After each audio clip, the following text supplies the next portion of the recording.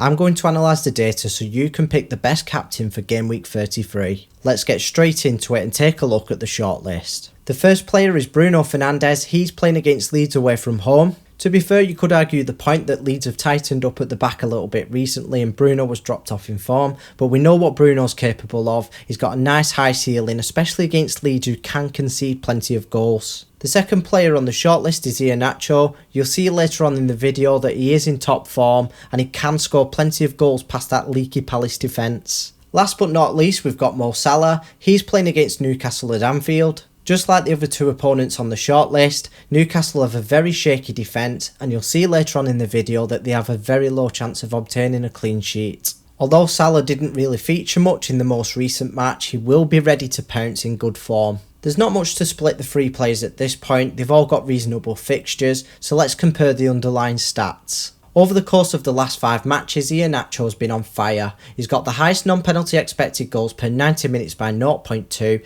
and he's averaging over 1 non-penalty expected goal involvement per 90 minutes as well. Not only that, he's averaging 1.5 goals per 90 minutes. Whilst he hasn't registered an assist, he's been twice as creative as Salah, he's doubled his expected assist per 90 minutes. Bruno has also been a lot more creative than Salah. He's the only player on the shortlist to register an assist in the last 5 matches. However, Salah has a much higher non-penalty expected goal involvement per 90 minutes figure and it's weighted heavily on non-penalty expected goals. Obviously, your midfielders get an extra 2 points for a goal than an assist. So Bruno averaging 0.4 returns per game and only half of them being goals has a much lower output of FPL points than Salah having 0.5 goals per game. Another thing to take into consideration whilst we're on this topic is Salah and Bruno both get an extra point than Iheanacho when they score a goal and they have the potential to get a clean sheet point as well. With this information, obviously Iheanacho is miles out ahead on the goals per 90 minutes.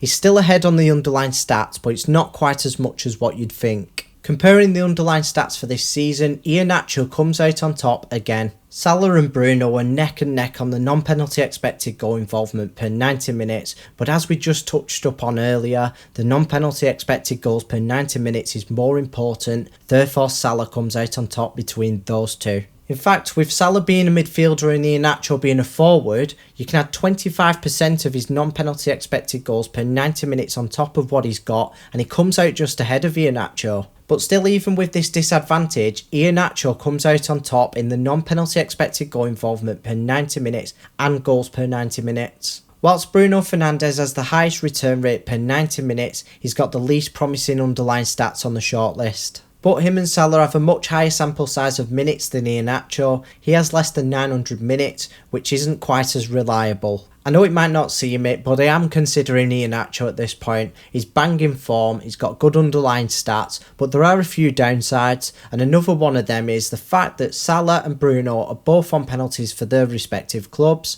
but Vardy's on penalties for Leicester. So if we take penalties into consideration, Salah has an XG per 90 minutes of 0.58 and Bruno has 0.45. I'd say these stats create a much more level playing field, so let's keep digging deeper. Out of all the opponents on the shortlist, Crystal Palace just about have the worst defence. They've got the worst expected goals conceded per 90 minutes with Leeds and the worst goals against per 90 minutes with Newcastle. Something that does stand out though is the clean sheet odds. Crystal Palace and Leeds have the same chance of getting a clean sheet, whilst Newcastle have half the chance of getting a clean sheet than any of those two teams. That to me is something that really favours Salah. Something else that goes in his favour is the probability of him returning. He's got the highest anytime goal scorer odds by 12% and the highest anytime assist odds by 1%. He's miles ahead of Bruno on the anytime goal scorer odds. He's quite far ahead of Iheanacho on both the anytime goal scorer and assisting odds as well. This is backed up by Fantasy Football Hub's points projections where he's 1.6 points ahead.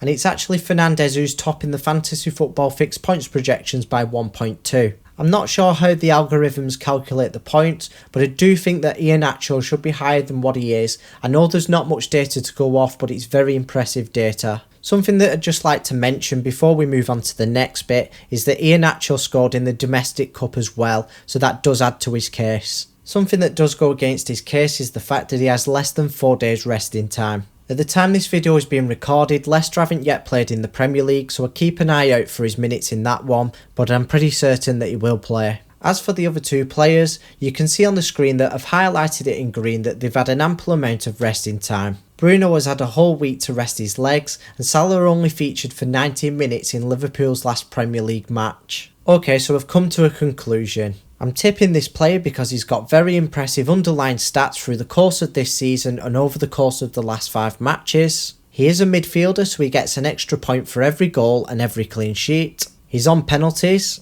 The team he's facing has half the chance of obtaining a clean sheet than the other 2 opponents on the shortlist. He's got fresh legs after his recovery. He's got the highest chance of scoring a goal or obtaining an assist. And I agree that he should come out on top of the Fantasy Football Hub points projections. It is, of course, Mo Salah. If you found this video informative, please drop it a like because it really helps me out, and make sure you subscribe so you don't miss any future captain analysis videos.